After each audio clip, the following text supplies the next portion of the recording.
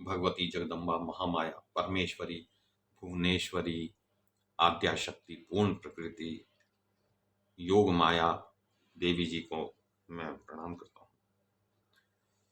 हम श्रीमद् देवी भागवत पुराण में पढ़ रहे हैं कि किस प्रकार देवी ही अंततः वो शक्ति हैं जिनका आश्रय सब देवता लेना चाहते हैं। यहाँ तक कि त्रिदेव भी उनके बच्चे हैं, उन्हें माता कहकर संबोधित करते हैं।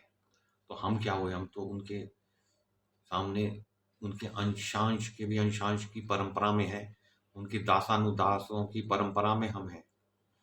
तो हमें तो यही चाहिए कि हम देवी की सतत स्तुति किया करें। तो व्यास जी कहते हैं कि जब देवी उनके सामने प्रकट हो गई तो देवता बोले कि हे देवी, इस पृथ्वी का भार आप उतारने की कृपा कीजिए, क्योंकि दुष्टों का भार ये नहीं सह पाती और यह अत्यंत क्लेश में पड़ जाती है। इसकी आंखों से देखिए आंसू गिर रहे हैं। भुवनेश्वरी, आप पहले भी देवताओं का अभिलषित कार्य कर चुकी हैं। इससे पूर्व भी आप महिषासुर को मार चुकी हैं। वह दानव बड़ा ही बलवान था, करोड़ों दैत्य उसके सहायक थे। वैसे ही पराक्रमी शुंभ और निशुंभ दोनों भाई थे, और रक्त बीज जो मारे नहीं मरता था, जिसकी एक एक बूंद से एक एक दूसरा रक्त बीज उत्पन्न हो जाया करता था, उसको भी आपने मार डाला। अपार बलशाली चंड मुंड तथा वैसी ही शक्ति से संपन्न धूम्र लोचन का आपने वध किया देवी। और दुर्मुख और दुस्सह जो अत्यंत भयंकर एवं प्रतापी थे, उनको भी आपने काल के गाल में पहुंचा दिया। हे देवी, पहले की ही भांति अब भी उन संपूर्ण दुष्ट दैत्यों को जो इस त्रिलोकी पर राज्य कर रहे हैं, जगत में राज्य कर रहे हैं, मारकर उनके दुराचारों से उसके दुस्सह भार से आप कृपया पृथ्वी को मुक्त करने की कृपा करें।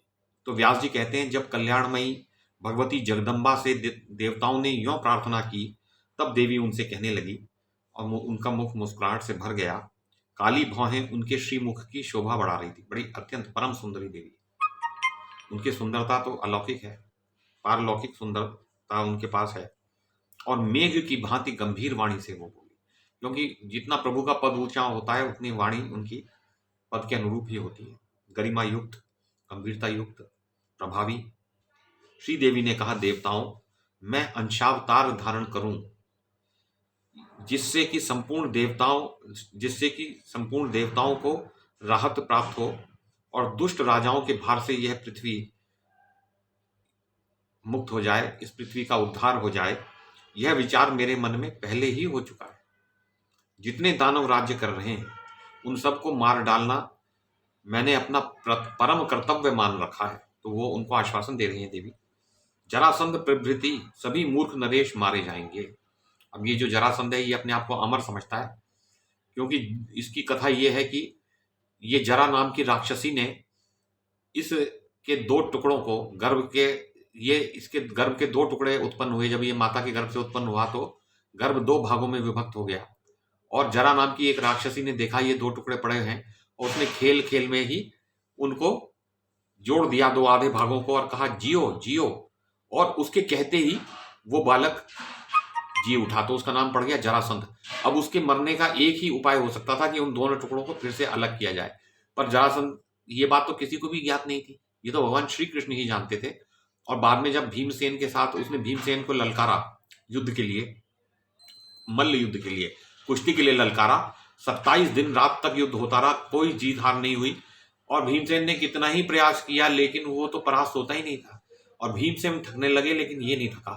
तब भगवान श्री कृष्ण ने की ओर उसने देखा, भीमसेन ने देखा उन्होंने, तो भगवान श्री कृष्ण ने एक तिनका लिया और उसको चीरा।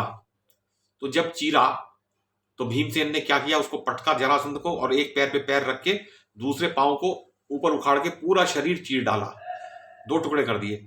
देखा तो वो टुकड़े वापस आके फिर जुड़ गए, फिर वो जीवित हो गया। अब तो वो फिर युद्ध होने लगा, अब वो नहीं समझ पाया। तो अब की बार उसने भगवान श्री कृष्ण की ओर देखा भीमसेन ने, तो भगवान श्री कृष्ण ने फिर एक तिनका लिया, उसको दो टुकड़ों में तोड़ा, इस टुकड़े को इधर फेंका और उसको ऐसे क्रॉस कर दिया, यानी कि इस तरह से कि वो जब जुड़ ही नहीं सकते, उल्टे भाग उनके विपरीत भाग सामने आएंगे तो वो नहीं जुड़ पाएंगे। तो जब वो टुकड़े आ ही नहीं पाए, ना जुड़ पाए, तब उसकी जाकर मृत्यु हुई। तो ये कथा तो महाभारत ग्रंथ में आती है कि जरासंध की मृत्यु भीमसेन के हाथों कैसे हुई। तो उसी के बारे में देवता कहते हैं कि आप कि देवी कह रही हैं कि वो जरासंध भी मारा जाएगा, तो उनको पता है कि वो कैसे मारा जाएगा। तो तो वो कहते हैं कि महाभाग देवताओं, देवी कह रही हैं, आप लोग भी अपने अंशों से शक्ति सहित धरातल पर जन्म लें, पधारें आप धरती पर। राजस्थान में लोग स्वागत करते हुए कहते हैं पधारो साईं। तो ऐसी देवी उनको भी सत्कार कर रही है, देवताओं को सम्मान दे रही है कि आप भूतल पर पधारें। तो मेरे अवतार लेने से पूर्व स्वर्ग के व्यवस्थापक कश्यप जी अपनी पत्नी के साथ यदुकुल में जन्म लेकर वसुदेव के नाम से विख्यात हो। तो कश्यप जी, जिनकी संतान ये सारी प्रजा है, जितने पशु पक्षी कीड़े मकोड़े तक भी जितने भी योनियां हैं, ये सब कश्यप जी से जन्मी है। वैसे ही अविनाशी भगवान विष्णु भी भृगु मुनि के शापानुसार अपने अंश से वसुदेव के घर पुत्र बनकर पधारने की कृपा करेंगे। तो भृगु मुनि ने शाप दिया, जब उनकी पत्नी का वध किया, चक्र से जब गला काटा, तो उन्होंने कहा तुमको भी बार बार अवतार लेना पड़ेगा, धरती पर आना पड़ेगा। धरती एक ऐसा स्थान है जहां देवता तनिक भी नहीं आना चाहते। ये वैसी ही बात है कि जैसे कि कोई किसी बड़े नगर में रहने वाला, आलीशान घर में रहने वाला व्यक्ति, उसको कहा जाए कि तुम जाके झोपड़पट्टी में गंदी बस्ती में रहो जहां गलियों में सीवर का पानी बहता रहता है। तो ये भूतल उन देवताओं के लिए उतनी ही दूषित स्थान है, तो कोई नहीं आना चाहता। तो वो कह रहे हैं कि तुम जाके वहां बार बार अवतार लोगे। भृगु जी ने शाप दिया, भगवान को आना पड़ा, और वो भी जेल में आए। सबसे अधिक जो भयंकर स्थान है वो तो कारागार ही है, वहां उन्होंने जन्म लिया अपने भक्त की बात रखने के लिए। देखिए वो भक्तों का कितना ध्यान रखते हैं भगवान, कि उन्होंने तो कहा कि तुम धरती पे, और उन्होंने कहा मैं तो जेल में आऊंगा, कारागार में आऊंगा, ये भी नहीं कि खुले स्थान में आऊंगा। देखिए कितना वो मानते हैं। तो मैं उसी गोकुल में यशोदा के उदर से प्रकट होंगी। देवी कह रही है कि मैं यशोदा के उदर से, गर्भ से जन्म लूंगी। और भगवान श्री कृष्ण जो है वो उनकी बदला बदली जब हुई थी, जब वो जन्मे थे, तो नंद बाबा के यहाँ पे एक लड़की पैदा हुई, तो ये देवी थी। उस कन्या को जब वो लेके आए और कंस ने पटका, तो वो उनके हाथ से छूट के आकाश में स्थित हो गई, और फिर बोली कि तेरा मारने वाला तो जन्म चुका है। फिर वो विंध्यवासिनी देवी के नाम से प्रसिद्ध होकर विंध्याचल को चली गई, जो कि मध्य प्रदेश में एक स्थान है, पहाड़ है, तो वहां पर उनकी स्थापना है। तो वो विंध्यवासिनी देवी, जिनकी बड़ी मान्यता है कि भाई वहां पे की गई कोई भी मान्यता आप अपने मन में माने, कोई इच्छा करें तो वो पूरी होती है। ऐसे लोगों की मान्यता है, उस स्थान की मान्यता इस प्रकार है। तो सुप्रतिष्ठित देवताओं, मेरे द्वारा तुम्हारे सभी कार्य सिद्ध हो जाएंगे। विष्णु का अवतार कारागार में होगा, देखिए उन्होंने पहले की बोली। उस समय मैं उन्हें गोकुल में ले जाने की व्यवस्था कर दूंगी। महाभाग शेष को देवकी के गर्भ से खींचकर रोहिणी के गर्भ में स्थापित करना भी मेरा कर्तव्य होगा।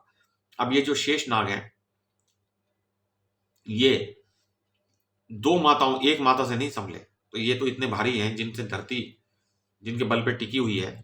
तो देवकी जो है वो अदिति हैं, देवताओं की माता, तो उनके गर्भ से निकल के वो नाग माता रोहिणी के गर्भ में गए, जो कि कद्रू हैं। तो कद्रू नाग माता है और शेष नाग भी नाग हैं।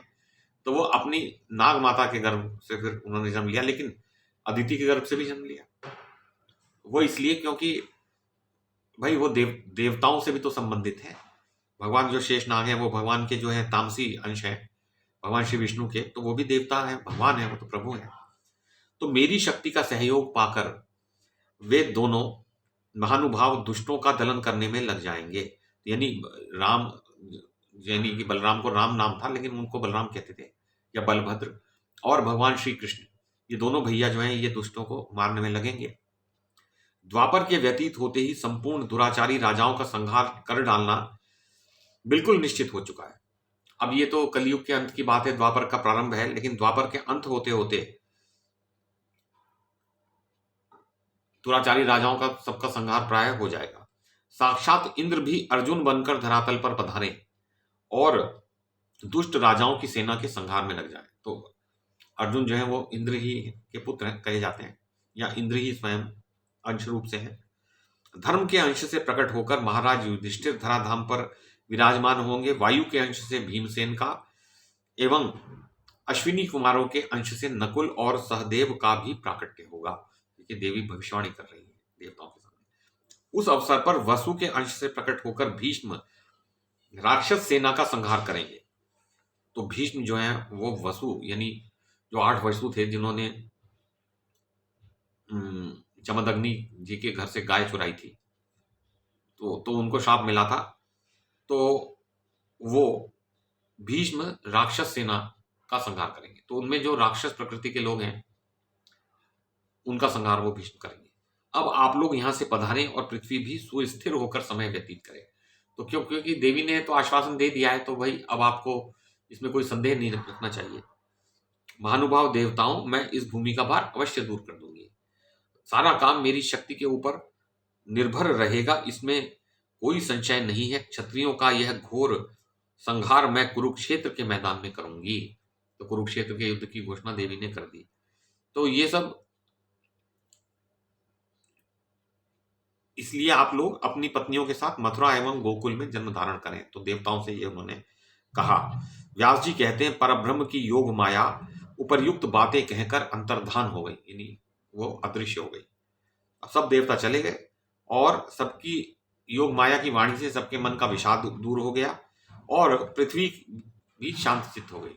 वो उसको बड़ी सांत्वना मिली और वह शांत चित्त होकर समय की प्रतीक्षा करने लगी। उस पर औषधियों और लताओं का अत्यंत विस्तार हो गया, फलने फूलने लग गई। प्रजा सुखी हो गई। द्विजातियों के लिए महान अभ्युदय का अवसर प्राप्त हो गया।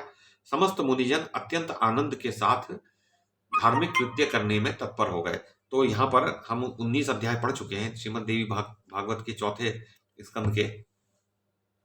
तो मैं भगवती महामाया जगदम्बा आद्या शक्ति परमेश्वरी पूर्ण प्रकृति योग माया देवी भुवनेश्वरी देवी को प्रणाम करता हूं।